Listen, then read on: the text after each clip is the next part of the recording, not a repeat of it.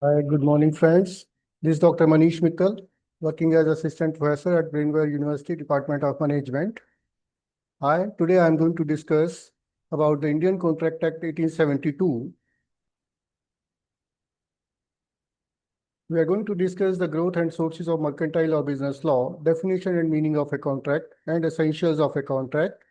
So, first of all, I would like to put small light on the what is mercantile law or business law. Mercantile law, also known as commercial law, governs the commercial activities of the economy. Commercial activities means the business activities, all the business dealings are covered under a different laws, which are known as mercantile or business laws. So it is a broad term that encompasses all of the laws in India that govern commercial transactions. Such a transaction necessitates a valid agreement between the contracts parties. It can be explicitly stated or implicitly stated. When we say explicitly stated means if they may be in written form. Implicitly means they may be in implied form, means the actions of the parties guide that there is some type of relationship or business relationship between the parties.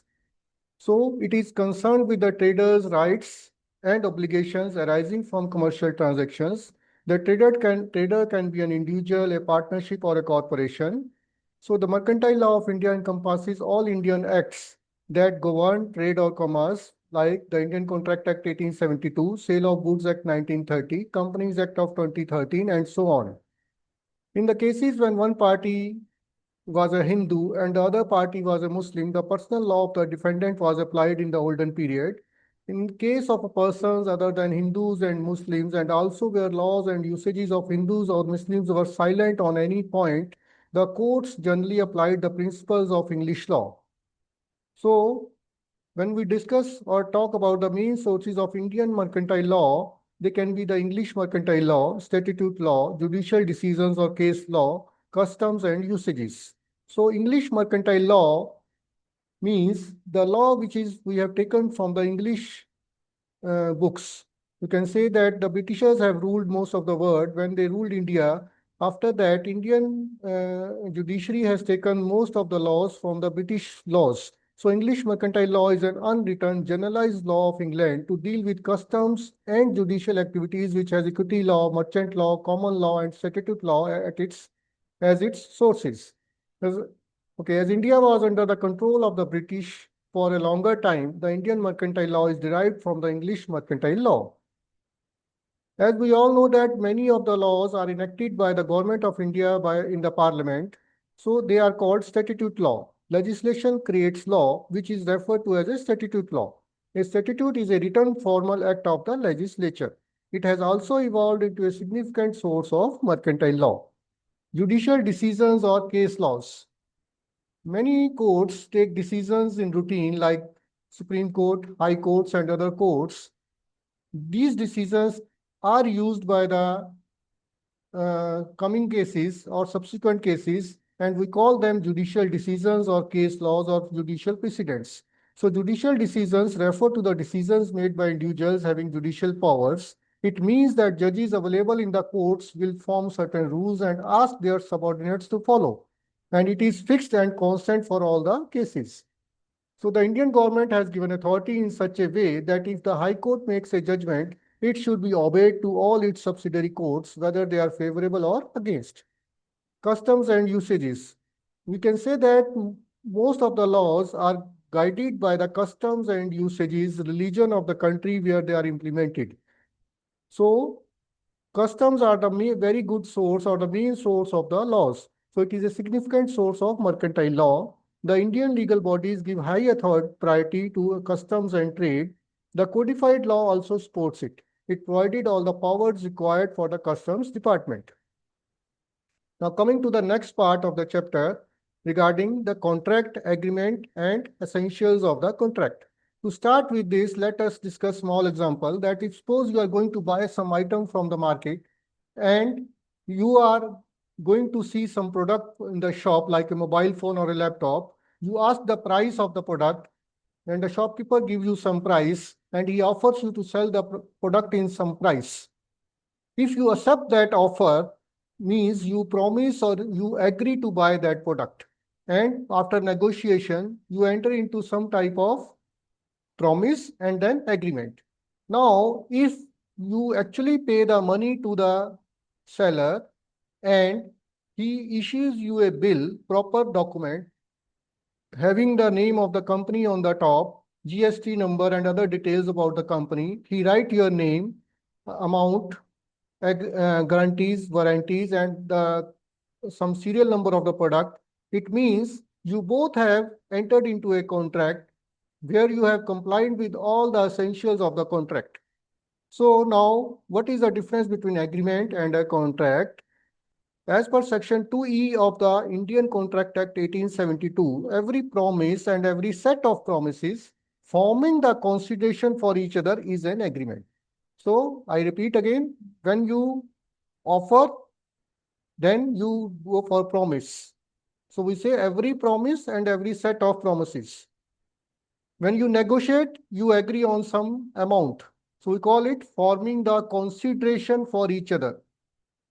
Meaning of the consideration is not only money here, it may be of something of value for both the parties or any of the parties.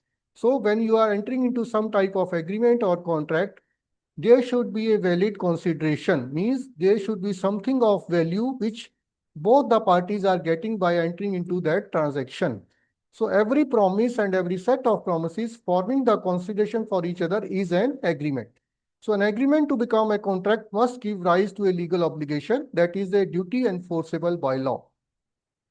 So going forward, an agreement to become a contract, it should comply with certain essentials of the contract. So we call it an agreement enforceable by law is a contract. When we say enforceable by law means it should comply, an agreement should comply certain essentials of the contract. What are those essentials? Like offer and acceptance, intention to create legal relationship, lawful consideration, capacity of parties, free consent, lawful object, writing and registration, certainty, possibility of performance, last, not expressly declared void. Now let us discuss these points one by one. So what is offer and acceptance? As I discussed in the example, when you go to some shop to buy some product, you ask the shopkeeper about the product. He has shown you the product. It means he is offering you the product. Or when you are asking, you are also offering or showing your willingness to buy some product. That is offer or proposal. So when after negotiation or before negotiation, when offer was made, you agree to the offer as it is, it means you have accepted the offer. In case when the contracts are happening at the far off places, when you are living at far places, then we say that communication of offer and acceptance should be there. Means you are staying in one town, your friend or your seller is staying in another town, and you are doing the dealing online or on phone or by some other means of communication. If one person has shown his willingness to sell his product and it is your duty to respond to the offer within the given time period by the given mode so that it is communicated to the offerer. If it is not communicated in the given time frame, in the given mode, then we will say that it is not communicated properly. That's why we say that communication of offer and acceptance should be there. And next, also, offer or proposal, when one person offers to willingly do or not to do something in order to get the assent of the other person to do or not to do something in return, he is making a proposal. So I repeat again, when one person offers to willingly do or not to do something means, in some cases, you want to buy the product and other person is willingly agrees to give you the product. Or in some cases, there can be a contract when you enter into some type of agreement where other party will not do what he is going to do. Maybe he is doing something which is harmful or which is against your business. So that type of contract can also be there. So that's why we say willingly do or not to do something in order to get the assent of the other person to do or not to do something in return, he is making a proposal. Thus, a proposal can be to do a positive act or to abstain from doing an act that is negative act. Acceptance and promise. When the receiver of a proposal communicates his agreement to the proposer to act as per the proposal, he gives his acceptance to the proposal. So a proposal when accepted becomes a promise The proposal can be accepted only by the person to whom it is made. The person making the proposal is called the promiser, and the person accepting the proposal is called the promisee. Communication of offer and acceptance. No offer or acceptance is considered valid unless it has been communicated to the concerned party within the given time frame by the given mode. So communication, whether oral or written, is considered complete only when it is received by the concerned party. Communication in transit is not binding. An offer of acceptance may be made over telephone, telex, fax, or email is also treated as on the same principles. The next essential element is intention to create legal relationship. So what is the meaning of that? First, let me read the lines. The parties entering into a contract must have a clear intention to enter into a mutually binding legal relationship. So agreements of social or domestic nature are not considered contracts. For example, if you have invited your friend on a dinner or for a tea in the evening, this type of agreement or promise is not to create some type of what you can say that mutually binding relationship. So they are of social or domestic nature and they are not part of the contract. So for example, in the case Balfour versus Balfour, a husband promised to his wife a household allowance of 30 pounds every month. Later, they separated and the husband failed to pay the amount. The wife sued for breach of the contract. Held, agreements of domestic nature are outside the purview of law of contracts. So there should be the intention to enter into a legal relationship while you are doing some promise with the other party. If it is found that the intention of entering into legal relationship was not there, you cannot sue the other party for breach of the contract. Now, next point, very important point is consideration. So as I discussed earlier also, consideration is something of value. So when at the desire of the promiser, the promisee or any other person who acts on behalf of the promisee does or abstains from doing or promises to do or to abstain from doing something, it is called a consideration. In simple language, when at the desire of the offerer, other party furnishes or gives that something of value, maybe money or something else, as per the offerer, then we say that it is a valid consideration. Now, next very important point is capacity of the parties. So when we say capacity of the parties means the persons who are entering into some type of transaction or agreement, they should be able to enter, they should be have the capacity, means they should be capable of entering into the contract. So the persons who are not capable of entering into a contract are those who have not attained the age of majority, means they are minor. Second, those who are not of sound mind, means they are not in their senses. Third, they are not disqualified from contracted by any law to which they are subject.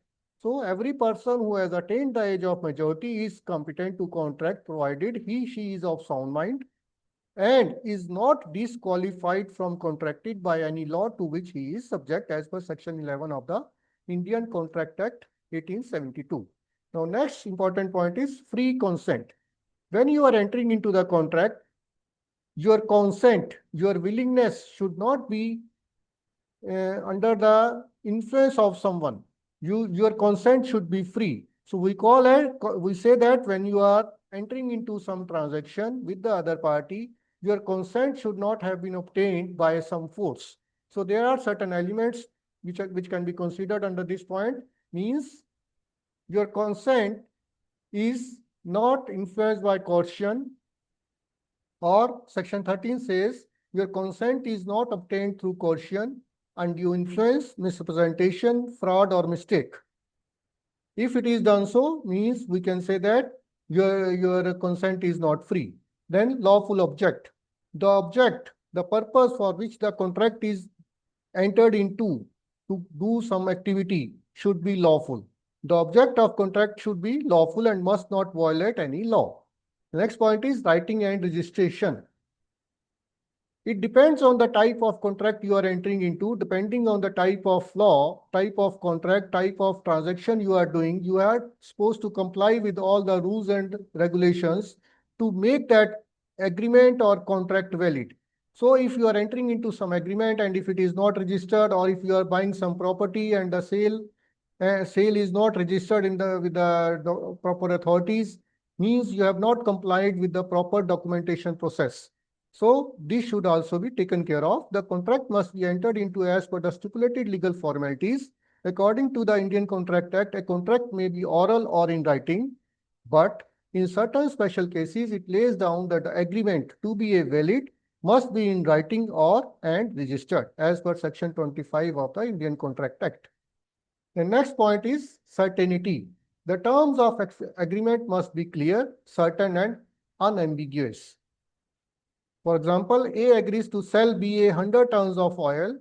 There is nothing whatever to show what kind of oil was intended. So the agreement is void for uncertainty. Or you can say that when you are going to buy some product, the amount to be given should be certain. It should not be that you may give 1,000 rupees or 1,500 or whatsoever you like. It should be certain. So the terms of agreement must be clear, certain, and unambiguous. The next point is possibility of performance. When you are entering into some contract with the party, the possibility or the happening of that event means if that product you are going to buy is to be delivered to you or is to be made to you, available to you in some future, which depends on the happening of some activity, that happening should be possible to happen. So the terms of the contract must have the possibility of performance. An agreement to do an impossible task is considered void. A agrees, for example, A agrees with B to discover treasury by magic. The agreement is not enforceable. So next point is not expressly declared void. So first of all, what is the meaning of expressly declared void? A contract is specially stated as invalid by law, usually in a statute like the Indian Contract Act 1872, where sections like 26 in the restraint of marriage, 27 restraint of trade, and 30 wagering agreements explicitly outline such void contracts. Means the contracts which are specifically given by some laws that they are void, you cannot enter into that type of contracts. We call them expressly declared void. Expressly declared void means they are in the written form in some gazette or in some other laws. It is given in written form by the law, by the parliament or some authority that these type of contracts cannot be entered by so and so persons or the so and so type of community in the society. So the point is not expressly declared void. So the agreement must not have been declared void under Indian Contract Act. Agreements in restraint of marriage, legal proceedings, trade and wagering agreement have been declared void. Means if you are entering into some agreement while doing marriage or to initiate some legal proceedings or while doing some trade or wagering agreements, they all are declared void under sections 26, 27 and 30 respectively. So void means the agreements which are illegal, you can say, means which are not complying with any of the 10 essentials of the valid contract. So sections 24 to 30 specify certain types of agreements which have been expressly declared to be void. So examples of such contracts which are not expressly declared void are a contract to hire a plumber to fix a leaky faucet. This is a standard service agreement with a lawful purpose. So it is not void. A lease agreement for an apartment rental, as long as the rental terms comply with the regulations, it is considered a valid contract. A purchase agreement for a car from a dealership, provided all necessary details like price, vehicle description, and payment terms are clearly stated, it is a valid agreement. A consulting contract with a business advisor, as long as the services provided are legal and clearly defined in the contract. So these all are valid agreements. So to just go through the points again, we have discussed about the introduction, growth and sources of mercantile or business laws, definition and meaning of a contract, and essentials of a contract. So as you can recall that sources of mercantile law it is concerned with traders' rights and obligations arising from commercial transactions. So there are different types of laws which are covered under mercantile law, or the group of laws, we call them business laws, which deal with all types of business transactions. So what are the sources of the laws? Like English mercantile law, statute law, judicial decisions or case laws, and customs and usages. So if you go to the next point, what is a contract? What is an agreement? Every promise and every set of promises forming the consideration for each other is an agreement. An agreement enforceable by law is a contract. Enforceability means they comply with the essential elements of a valid contract, which are offer and acceptance, intention to create legal relationship, lawful consideration, capacity of parties, free consent, lawful object, writing and registration, certainty, possibility of performance, and not expressly declared void. I hope you understand these things. These are the things which we encounter in our day-to-day life while buying and selling many things in our life. So I hope you understand all these things. Thanks for listening and for your time. Thank you.